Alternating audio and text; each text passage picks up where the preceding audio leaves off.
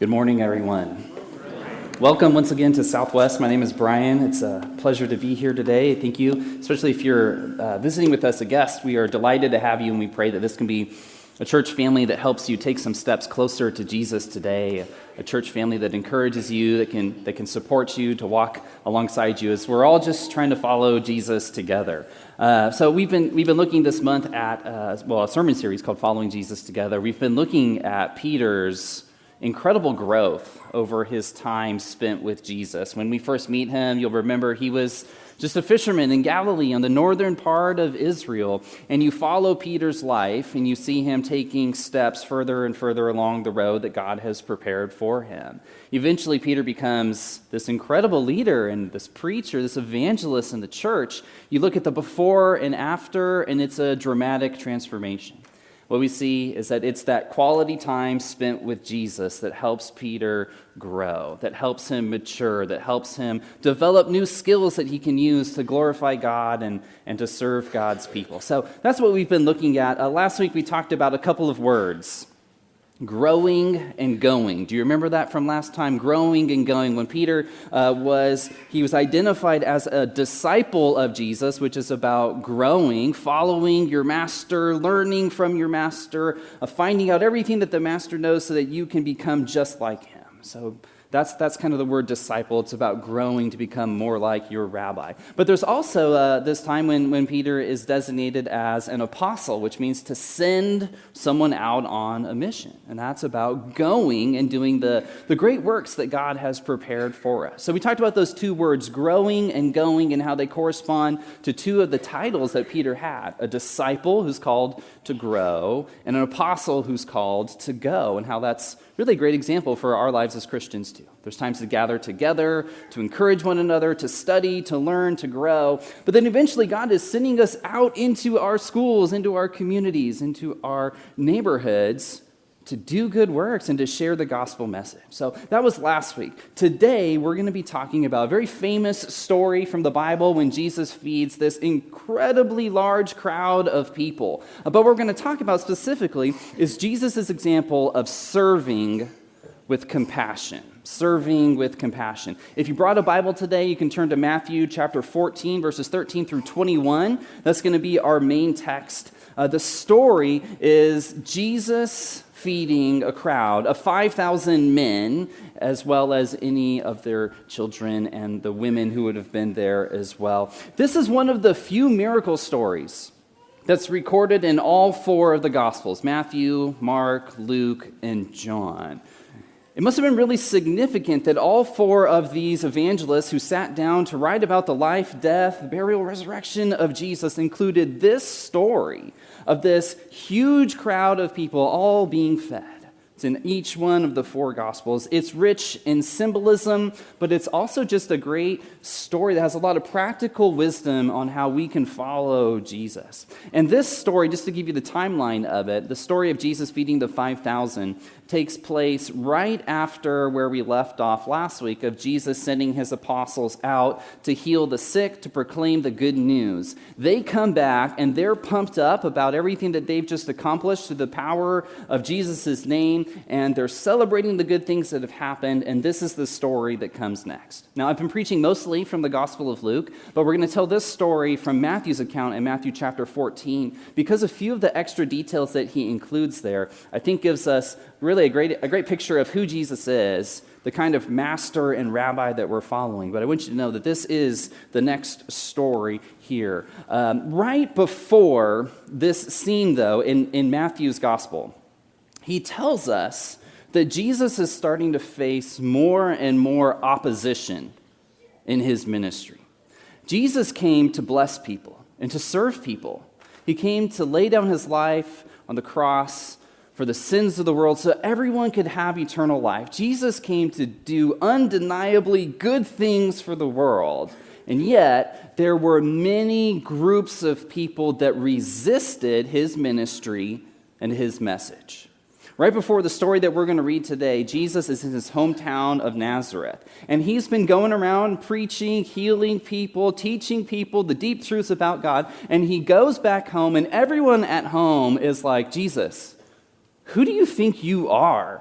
It's like you have some sort of Messiah complex or something. Why are you running around telling people that you're the Son of God? And why are you trying to do all this when we know you and we watched you grow up? You're just a carpenter's kid. Who do you think you are? And they rejected him and his message in his own hometown.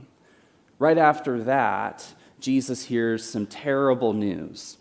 Let me go back a little bit. He hears this terrible news that his cousin, John the Baptist, was just executed by King Herod Antipas. It's like this 1-2 gut punch of this bad news, of opposition. He's rejected in his hometown. The leader of that part of the country, the king, has just executed one of God's servants, one of God's prophets. And so this is an incredibly difficult time for Jesus. It's painful.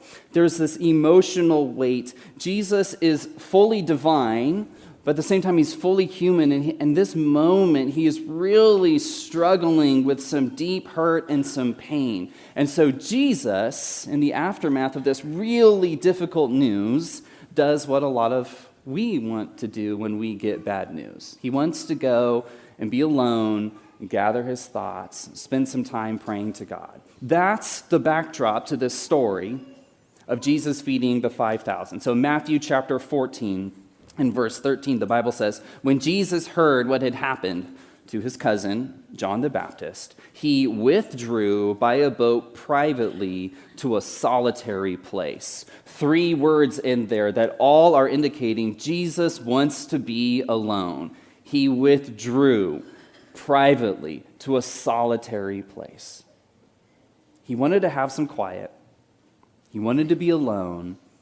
He wanted to be able to just mourn and grieve and process and pray about everything that had just happened. It's a very natural response to hearing this terrible news. So naturally what happens next is that this huge crowd of people hears about this, and says, hearing of this, the crowds followed him on foot from the towns. So the crowds hear that Jesus is around. They've heard about all the miracles that he's performed. They naturally want to go be with Jesus at the same time that Jesus just wants to be alone. And I don't know if you've ever experienced that dynamic before, where all you really want to do is have just a few quiet moments to yourself, and then the person that you're secretly trying to get away from is like, oh, you want to be alone? Cool. I'll be alone with you, right? And they think that somehow that's a blessing to you, but really you're like, can I just have a couple minutes to myself, right? I think maybe the moms who stay home with their kids might be able to relate to that in a particularly powerful way. But Jesus wants to be alone. The crowd's like, sweet, let's be alone together. They go and follow him. And so Jesus is going to have to decide, how am I going to respond to this huge crowd of people? We're going to find out it is a very needy crowd of people. How am I going to respond to this massive crowd of people that wants to come to me at the very moment that I'm trying to grieve the death of a prophet of God who happens to be my cousin, someone I'm very close to? I know how I would react in that moment if I'm trying to be alone, trying to pray, trying to grieve, and a bunch of needy people come to me wanting a bunch of stuff. I know exactly how I would react. And I can make a pretty educated guess about how the average person will respond in a moment like that. So knowing what had happened, knowing how most people would react, it makes it simply incredible that Jesus chooses to respond with compassion instead of annoyance when that crowd shows up. In verse 14, it says, when Jesus landed and saw a large crowd, he had compassion on them and healed their sick.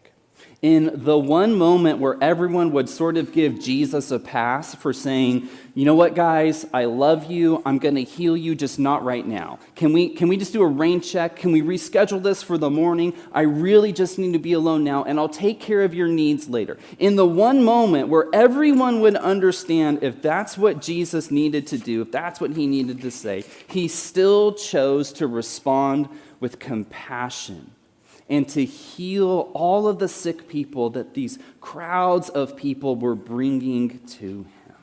It's incredible to think that that's the way Jesus chooses to respond when we come to him with our hurts, when we come to him with our pain, when we come to him with our needs, even if we feel like it's somehow a bad time for God, he still chooses to look at us with compassion. And compassion, it's a very similar word to things like empathy or sympathy or pity. I've looked up this word before. I've studied it a little bit. And really the way I would describe it from a biblical point of view is that compassion is this deep feeling of love and sympathy in response to the pain of another person is feeling. And that feeling of love and sympathy, it doesn't just stay as an emotion in your heart or a thought in your mind. But that love and sympathy sort of propels you to take action, to address the needs that are in front of you. So it's no longer just a feeling, it's not just understanding intellectually that someone's having a hard time, but it's feeling it so deeply in your gut that you're just sitting there thinking, I've got to do something about this. I can't stay on the sidelines anymore. It's that gut level reaction that says, we gotta go do something to help out.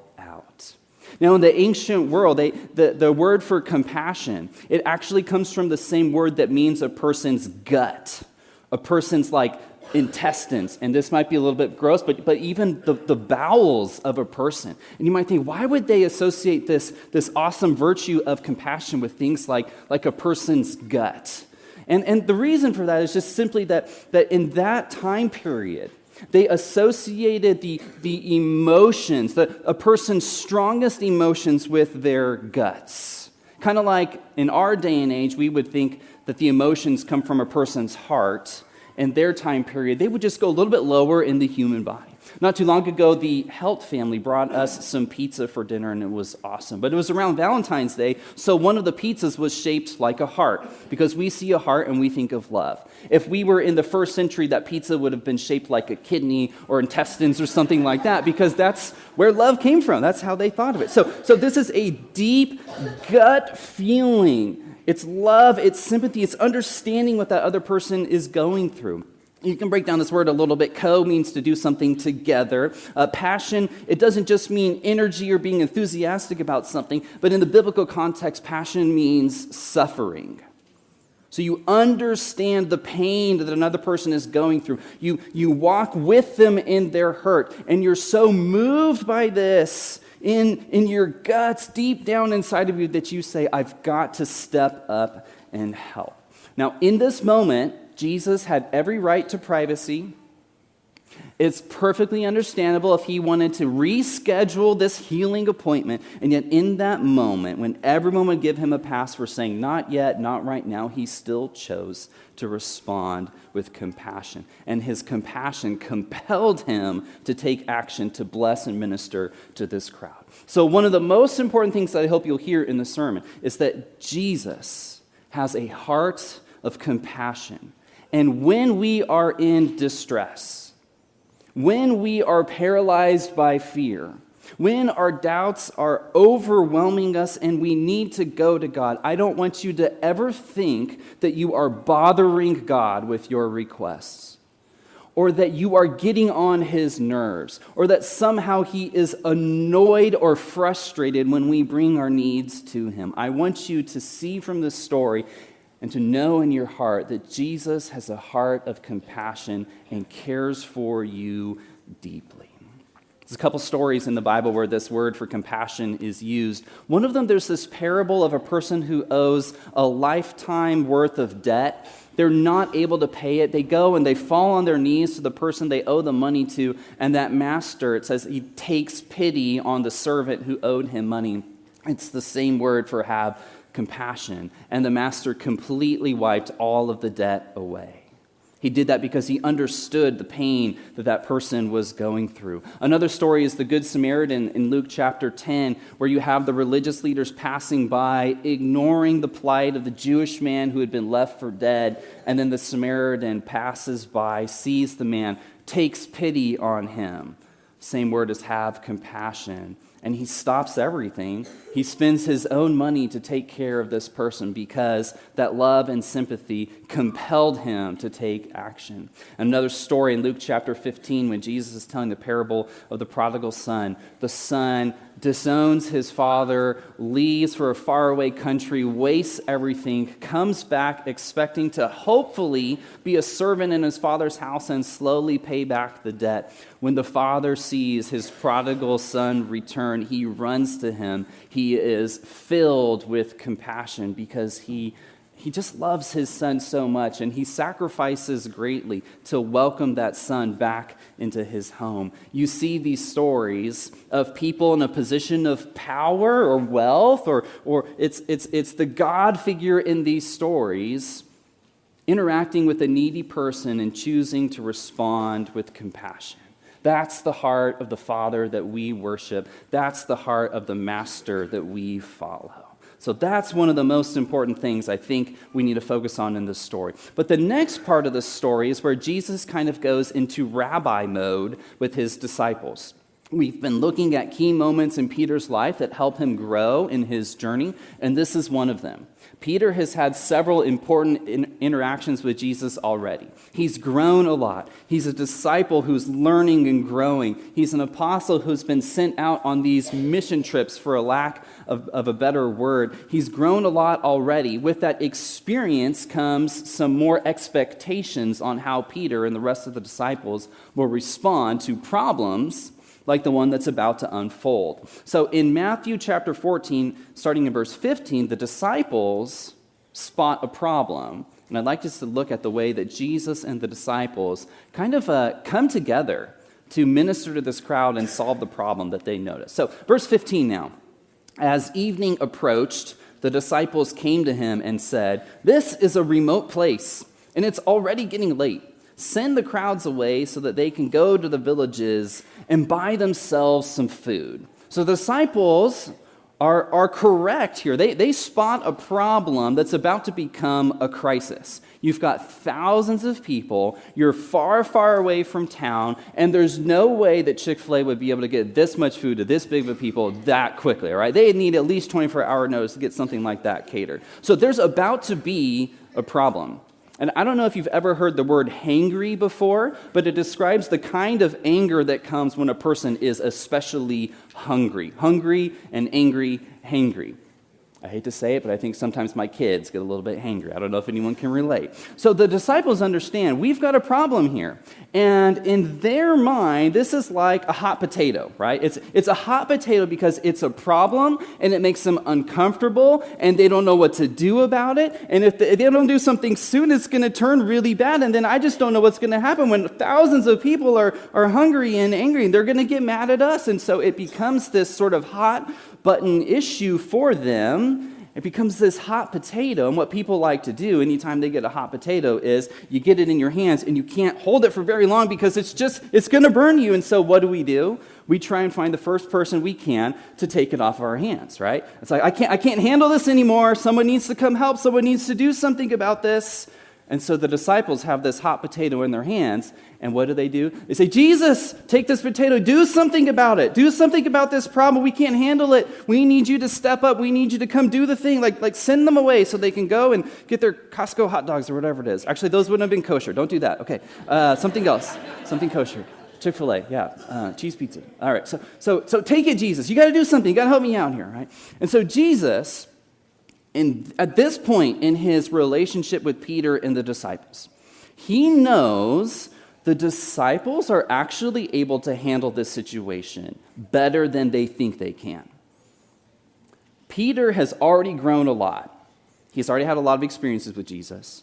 By this point, the expectations for him are higher. There's definitely times in Jesus' ministry where someone hands him a potato because they just don't know what to do.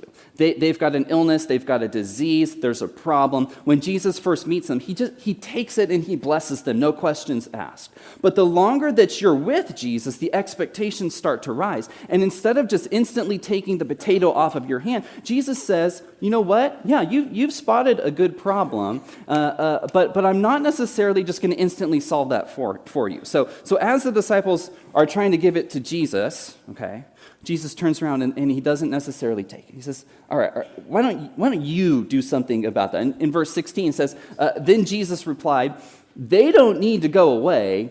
You give them something to eat.'" So Jesus refuses to take this hot potato from them. They're just so anxious and worried about it. They're trying to hand it off, and Jesus says, wait, I'm not going to solve this one for you. Why don't you give them something to eat? And in the next passage, they try and give the potato back. They're like, but Jesus, we only have, 5 loaves of bread and 2 fish. It's not enough. So Jesus, take the potato, right? Like they're anxious, they're worried. I don't know what you're thinking here, Jesus, but we don't have enough food to do it. Take the potato. Take this off my hands. I'm too stressed. I'm too worried. And we all do this all the time with situations that stress us out and make us worried, make us feel anxious. When something happens at church and it's not the way we normally do things, it's like, ooh, I don't know what to do with this potato. I don't know how to handle this. Sometimes it's funny things like at our last church one time, we were passing the communion around. Someone had prepared it in advance, pouring the little juice into little cups, put it in the fridge. Something happened with the fridge, and instead of just cooling it off, it froze the stuff. And so now we've got frozen juice coming around, and everyone's like, I don't know what to do. Like the Bible says I'm supposed to drink it, not eat it. So is this even scriptural at this point? I don't know. It's these hot potato things. We're like, I just don't know what to do. I have a friend in ministry who described a hot potato issue where at a church, the volunteers who were passing the communion trays from row to row normally started at the front and then worked their way to the back. But one week, for whatever reason, they started at the back and worked their way to the front. And people were like getting up and saying, this isn't right. This isn't the way that we're supposed to do things. And so in a church setting, when people are trying to pass the potato, guess who they normally go to in situations like that? They usually go to the elders, or they usually go to the preacher and say, you got to fix this. You got to do something about it. I'm not comfortable, so you need to fix this for me. So in this interaction that Jesus has with his disciples, he's actually teaching them that it's not Jesus' role to instantly fix all of our problems. Sometimes what he wants to do instead is give us an oven mitt so that we can handle the potato on our own, okay? Sometimes what he wants to do is train us and equip us to rise to the occasion in difficult moments, rather than just instantly solve it for us. So the disciples and Jesus are kind of going back and forth with this hot potato. He says, they don't need to go away. You give them something to eat. We don't have enough. And in Mark's account of this, the disciples actually start doing the math on it. Like, okay, but it would take us like 6 months to get enough food to buy enough bread. The math isn't mathing. This isn't going to work out. I love that Mark includes that little detail in there because they're still thinking too objectively, too literally here. And Jesus is just being very patient with them. They're desperately trying to hand off this potato. But instead of doing that, he encourages them to kind of rise to the occasion. So what he does is he turns these problem spotters into problem solvers, right? The disciples spot the problem and think, you need to send the crowds away so that the crowds can go buy food. Everyone else is responsible for changing so that the situation can be fixed. Jesus says, why don't you do something about that? So they need to learn to rise to the occasion, and he turns these problem spotters into problem solvers. Let's look at verses 18 and 19 now.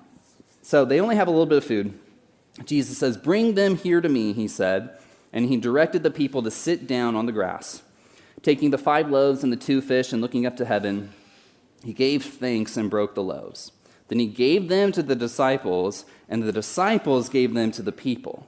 They all ate and were satisfied, and the disciples picked up 12 basketfuls of broken pieces that were left over. The number of those who ate was about 5,000 men, besides the women and children.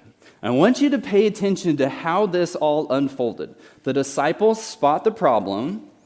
They ask Jesus to just fix it, but he says, no, we're going to do this one together. All right, so pay attention to what happens. The disciples bring what they have available to Jesus, and it's not enough. It's actually a comically small amount of food to try and feed the crowd that's there. It would be like if I said, hey guys, we're going to have an awesome potluck after service today. Everyone's invited, and here's what we're going to have. And I just hold up a little communion cup with a little bread and a little juice. It's like comically small amount of food to try and feed the crowd. They take their offering, small as it is, and they bring it to Jesus. Jesus takes that offering, he prays for it, he thanks God for it, he blesses it, and he breaks it, and then he gives it back to the disciples. So now the disciples have their offering, but now it's been blessed by God. Now it's been blessed by Jesus. And then Jesus says, you go and take this gift, this offering, and you give it to all of the people. And as they go, each of the disciples is going out to different parts of the crowd, distributing this food that's been blessed by Jesus. And the end result is that everyone was satisfied. Everyone had enough. And in fact, there was even leftovers. They ended up with more food than what they started with. And I love that about this story. And I want you to just think of the way that this story is not just about how to feed a crowd, right? There is a lot of symbolism here that we have the opportunity to take our gifts, our talents, our passions, small as they may seem, and give them to God. And then God blesses those gifts, blesses those offerings. When they're given in faith, he blesses those, he gives it back to us, and he says, now I want you to go pay this blessing forward. So when we give our gifts to God, when he blesses it, he gives it back to us, and he says, now go and share it with others. And when we do that, when we partner with God in that kind of ministry, that's the only way that the crowd can be fed. And by the end of it, there's even leftovers all at the end. I just love that. So there's a couple things that I'm seeing in this story. Maybe you're seeing some of the same things, and maybe you have some different insights. But one of the things that I see about this has to do with the heart of Jesus. And what I see is that the way that Matthew tells this story especially, it's portraying Jesus as a very different kind of king than the kinds of kings that were ruling at that period of time, that time of history. Right before Jesus does this miracle, we met, King Herod, who was executing a prophet, who was calling him out on some immorality in his life. What we see Jesus doing is he's a compassionate king.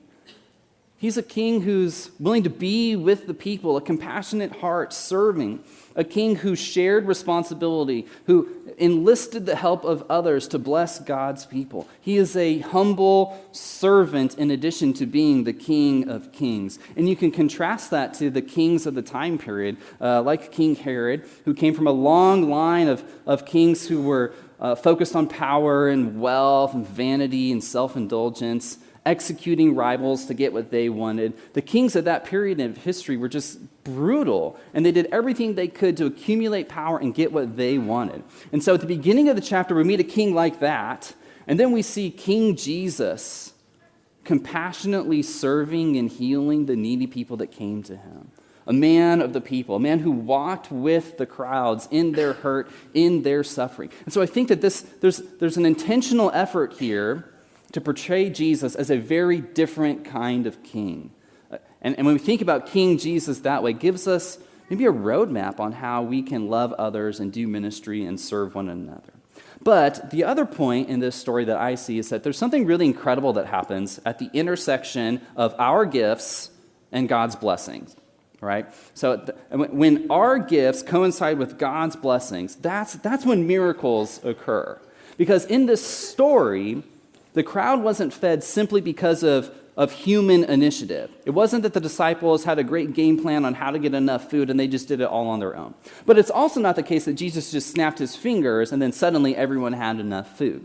What we see is human gifts and God's blessings coming together in order to minister to the needs of the crowd. I think sometimes we can rely a little bit too much on human effort and just try and do God's things in our way. But then sometimes we just sort of step back and hope that God is just going to magically fix a situation, when really you might be the answer to the prayer. You might be the right person at the right time to meet the needs of the people that God has placed in your path. And that's why I requested that we read this passage from 1 Peter chapter 4. Each of you should use whatever gift you have received to serve others as faithful stewards of God's grace in its various forms. We all have a gift. We take these gifts to God, and he blesses those gifts. He returns them to us, and he says, now I want you to go and pay them forward. At your school, in your neighborhood, wherever you encounter people who need to hear the gospel, who need to be filled with the love of Jesus, take that gift and pay it forward. So I think the application here is that all of us need to take the gifts that we've been given. We need to give them to God so he can bless those gifts, ask him to bless our service, our ministry, bless our volunteer efforts, our outreach efforts. We need to take what we've been given and ask God to bless those, and then use those gifts that God has blessed to serve others with compassion. So that's the message for this week. It's a great story about Jesus meeting the needs of the crowd, but inviting his disciples to serve along with him. Right now, we're going to offer an invitation. This next song is our invitation song. So if you'd like to make a decision to join with Jesus in serving the community and loving God's people, if you'd like to make a decision to follow Jesus for the first time or recommit your life to him, you'll have the opportunity to do so. So let's go ahead and stand as we sing this next song. Our elders will be available in the back of the room for anyone who'd like to make a decision or just request prayers.